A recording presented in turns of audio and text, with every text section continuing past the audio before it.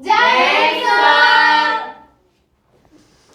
जैन बच्चों, इस समय आप लोग महामना शोट के यूट्यूब चैनल से जुड़े हुए हैं और इस चैनल में मैं आप सबका स्वागत करता हूं। आज हम लोग class 9th physics Hindi medium NCERT book के 12 चैप्टर को देखने जा रहे हैं और 12 चैप्टर का नाम है ध्वनि यानी कि साउंड। तो सबसे पहले हम लोगों को ध्वनि के बारे में जानना है कि ये ध्वनि क्या है। देखिए, जिस तरह से प्रकाश एक प्रकार की ऊर्जा है, बिल्कुल वैसे ही ध्वनि भी एक प्रकार की ऊर्जा है। प्रकाश क्या करता है कि प्रकाश हमारी आँखों को संवेदित करता है। प्रकाश जो है हमारे आँखों को संवेदित करके वस्तुओं के होने का बोध कराता है। ठीक उसी तरह से ध्वनि भी एक प्रकार की ऊर्जा है जो हमारे कान को संवेदित करती है और हमारे कान को संवेदित करके वस्तु से आने वाली आवाज का बोध कराती है, यानी हमें यह बताती है कि आवाज कहाँ से आ रही है और किस वस्तु से आ रही है।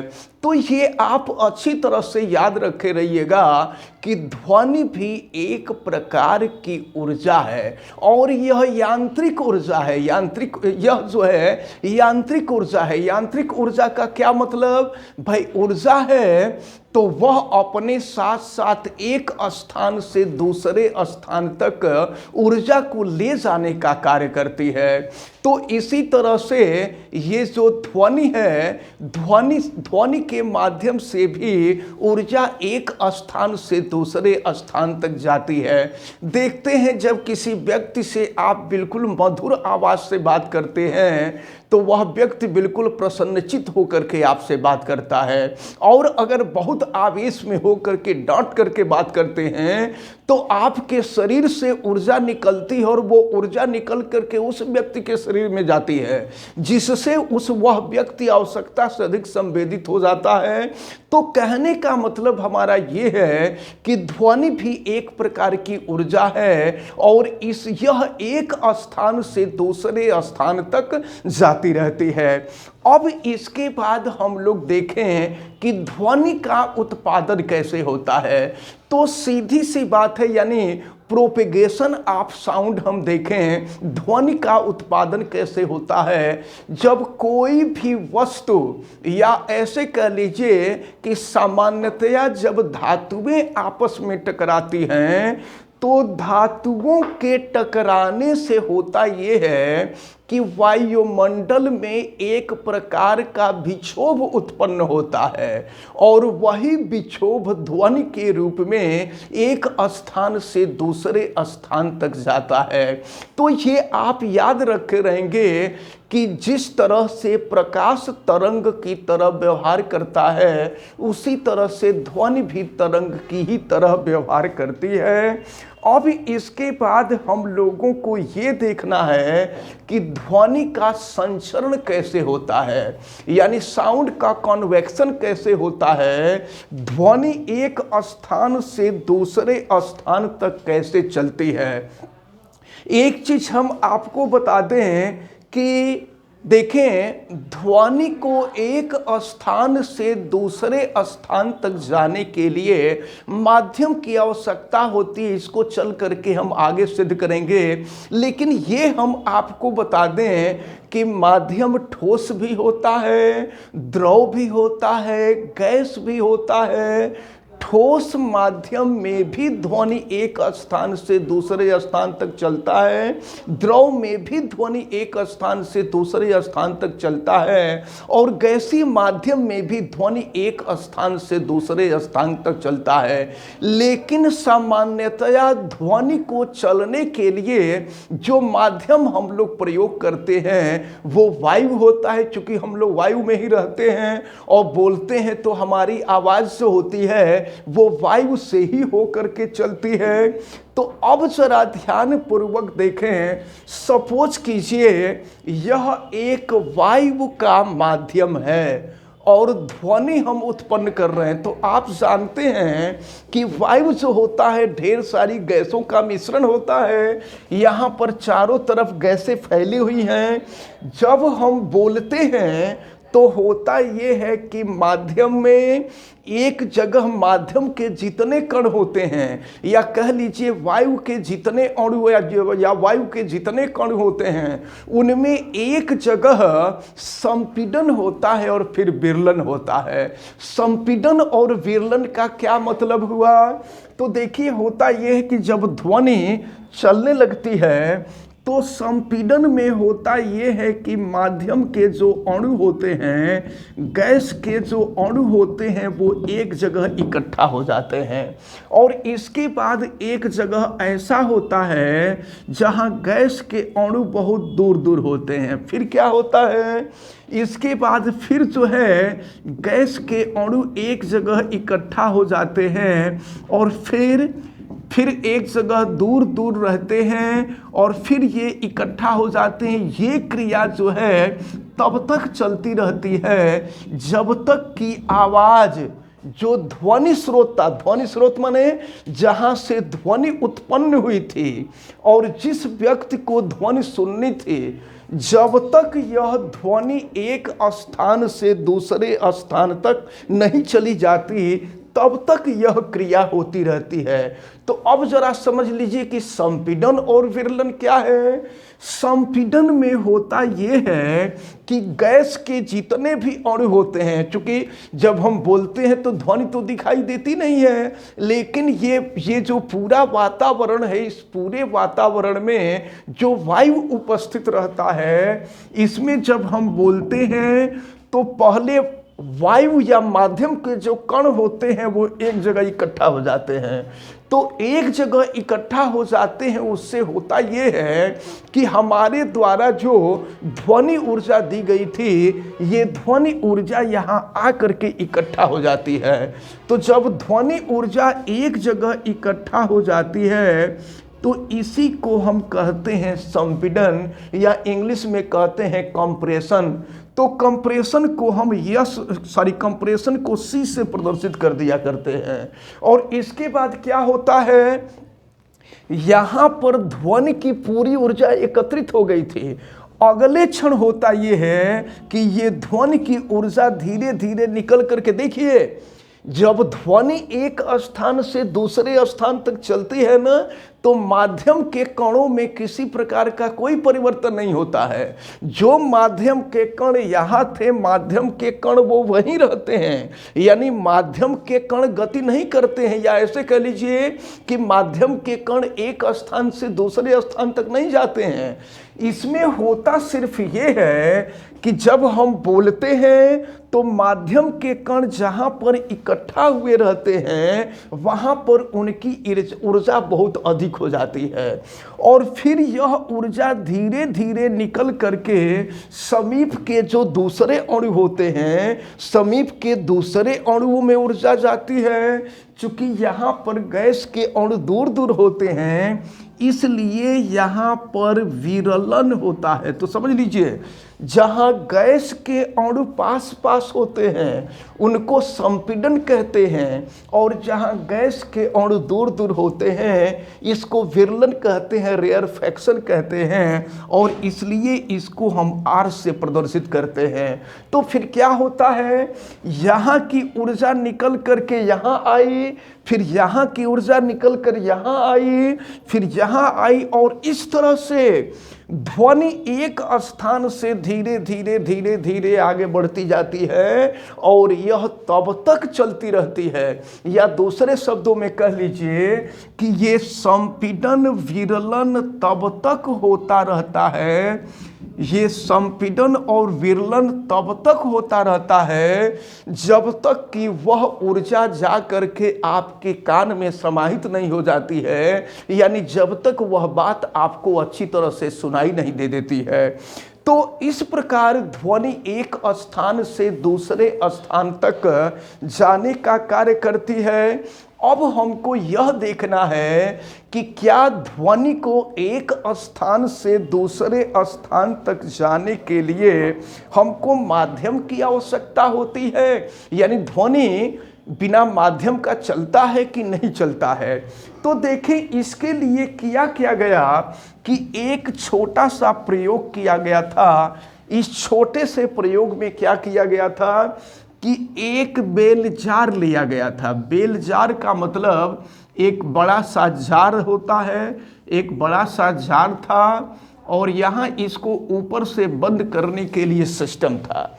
और इसके बाद अब एक बात समझ लीजिए कि यह बेल जार है, तो इसमें भाई वायु में रखी गई है, तो इसके अंदर वायु तो ऐसे ही समाहित हो गई होगी। जब वायु इसमें समाहित हो गई थी तो इसका मतलब ये हुआ कि इसमें वायु यहाँ पहले से मौजूद है। और जानते हैं क्या किया गया, इसमें विद्युत घंटी ला करके सेट कर दिया गया। विद्युत घंटी जिसको हम अलार्म कहते हैं, अलार्म ला करके सेट कर दिया गया। और नीचे के तरफ जो था निर्वात पंप लगाया गया था, लेकिन निर्वात पंप को बंद कर दिया गया था। निर्वात पंप को बंद करने का मतलब ये हुआ कि यहाँ अंदर की जो गैस है वो गैस यहाँ से बाहर नहीं आ पाएगी। तो निर्वात पंप को बंद कर दिया गया और इस बेल जार के अंदर पहले से ही वायु मौजूद था। तो जब इस अलार्म को बजाया गया, जब इस घंटी को बजाया गया ना, तो बाहर जब हम कान लगा करके सुनते हैं या बाहर से अगर ऐसे भी सुनते हैं, तो ये जो अलार्म था, ये अलार्म का आवाज़ बिल्कुल स्पष्ट हमको सुनाई देता था। लेकिन अब ये जो निर्वात पंप था, या जिसको हम कहते हैं वायु चूसक पंप, तो ये निर्वात पंप जानते हैं क्या करता है, इसके अंदर की जो वायु होती है ना, उस वायु को लेकर के बाहर निकाल देता है। तो वायु निर्वात का मतलब जहां वायु न हो, ठीक ना। तो अब जरा ध्यान पूर्वक देखें, जब इस निर्वात पंप को चलाया गया तो यह निर्वात पंप किया क्या कि यहाँ से वायु को शोषित किया, लेकिन पूरा का पूरा वायु यहाँ से नहीं निकाला गया। थोड़ी सी वायु निकाली गई थी और थोड़ी सी वायु इसके अंदर रहने दी गई। अब इसके बाद जब अलार्म को बजाया जाता है, स्विच बाहर से ऑन किया जाता है, जब ये अलार्म बजता है, तो जब अलार्म बजता है तो पहले पूरा इसमें वायु भरा था।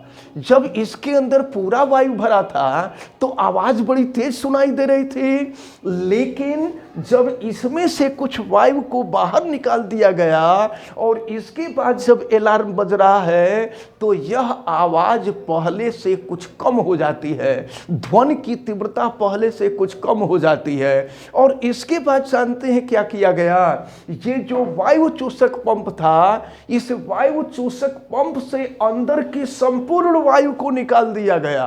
और जब संपूर्ण वायु को निकाल लिया गया, इसका मतलब कि निर्वात हो गया। निर्वात जिसको हम वैक्यूम कहते हैं, निर्वात उत्पन्न कर दिया गया, वैक्यूम उत्पन्न कर दिया गया। जब निर्वात उत्पन्न कर दिया गया और इसके बाद जब अंदर अलार्म को बजाते हैं, तो अंदर जब अलार्म बजता है तो बाहर की तरफ आवाज किसी प्रकार की कोई सुनाई नहीं देती। तो इससे यह साबित हो गया, इस प्रयोग से यह क्लियर हुआ कि किसी भी माध्यम यानी ध्वनि को एक स्थान से दूसरे स्थान तक जाने के लिए माध्यम की आवश्यकता होती है। बिना माध्यम का ध्वनि एक स्थान से दूसरे स्थान तक नहीं जाता। आप देखते हैं कि अगर मान लीजिए बाहर के तरफ बहुत शोर शराबा हो रहा हो, तो कह दिया जाता है कि चारों तरफ से दरवाज़ा बंद कर दीजिए। तो दरवाज़ा बंद कर देने से क्या होता है, ध्वनि बाहर से आती है और दरवाजे से टकरा करके रिटर्न हो करके फिर वापस चली जाती है। या ऐसे कह लीजिए कि देखे हैं कि एयर कंडीशन जो केबिन होते हैं, उस केबिन में चारों तरफ से शीशा या ग्लास लगा होता है। चारों तरफ से ग्लास लगा रहता है और अगर बाहर कितना भी आवाज होता है तो वो आवाज अंदर नहीं आती है। यही नहीं, कभी कभी देखते हैं कि कार वगैरह में शीशा चारों तरफ से बंद है और बाहर से कोई व्यक्ति आपको कितना भी चिल्ला करके बोल रहा हो तो अंदर सुनाई नहीं देता है। सुनने के लिए आपको खिड़की थोड़ी सी खोलनी पड़ती है। तो ये सब चीजें जो है आपको ध्यान में रखना होगा। कभी कभार देखते हैं कि जाड़े का दिन है और बस जो है, बस का ड्राइवर बैठा हुआ और सामने आकर के आप चिल्ला रहे हैं कि बस कहाँ जाएगी, तो अब बस ड्राइवर को आपको आवाज़ सुनाई देगी, आपकी आवाज़, तभी तो वो रिप्लाई करेगा कि ये बस कहाँ जाएगी। तो अब इस प्रकार जो है आपको या तो इशारा करता है कि किनारे आकर के हमसे बात करिए, या अपने बेचारा जो है वो सिर बाहर निकाल करके बात करता है।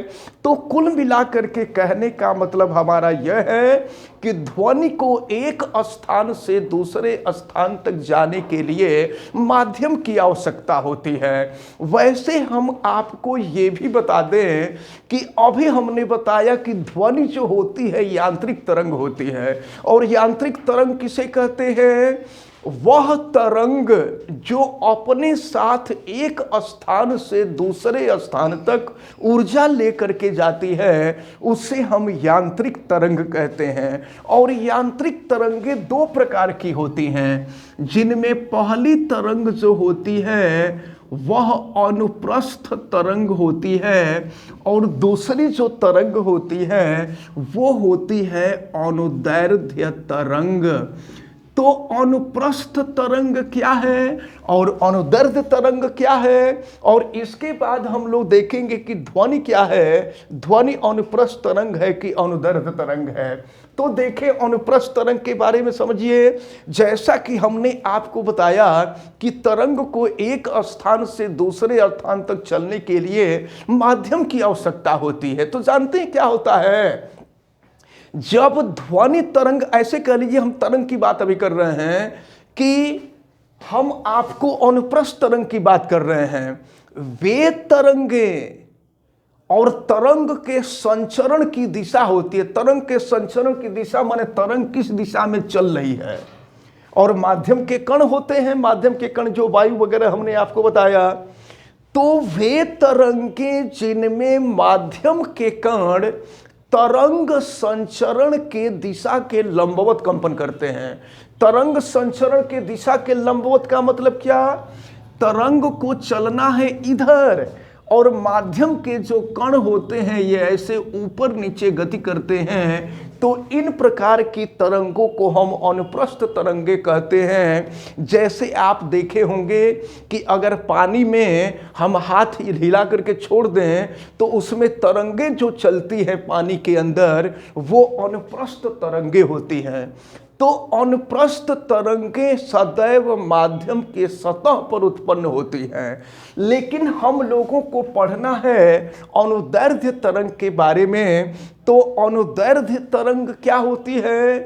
तो अनुदैर्ध्य तरंग में होता यह है कि वे तरंगे जिनमें माध्यम के कण तरंग संचरण, ये तरंग के चलने की दिशा है। तरंग संचरण की दिशा का मतलब होता है तरंग के चलने की दिशा, और माध्यम के कण तरंग संचरण के दिशा में ही कंपन करते हैं।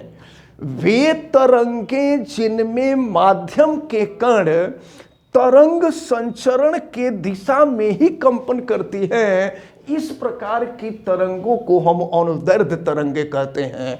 और जब अनुदैर्ध्य तरंगे होती है तो उसमें संपीड़न विरलन यानी कंप्रेशन रेयरफेक्शन ये उत्पन्न होता है। तो ध्वनि जो होती है यह भी एक प्रकार की अनुदैर्ध्य तरंग है, क्योंकि जब ध्वनि तरंग उत्पन्न होती है ना, तो माध्यम के जो कण होते हैं वो तरंग संचरण के दिशा के लंबवत कंपन करते हैं। तो ये हम लोगों को याद रखे रहना है कि ध्वनि तरंगे जो होती हैं ये अनुदैर्ध्य तरंगे होती हैं। अब इसके बाद इससे संबंधित हम लोगों को कुछ परिभाषाएं देखनी है और फिर ध्वनि तरंग के हम लोगों को लक्षण देखने हैं और फिर इसके बाद हम लोगों को ये देखना है कि कौन सी ध्वनि हमको सुनाई देती है और कौन सी ध्वनि हमें सुनाई नहीं देती है और इन ध्वनि तरंगों का उपयोग क्या होता है इसके बारे में हम लोग पढ़ेंगे। फिलहाल हमें उम्मीद है कि आज छोटी छोटी डिफरेंसेस बताई गई हैं, एक दो एक्सपेरिमेंट बताए गए हैं, ये सारी बातें आपको अच्छी तरह से समझ में आई होंगी।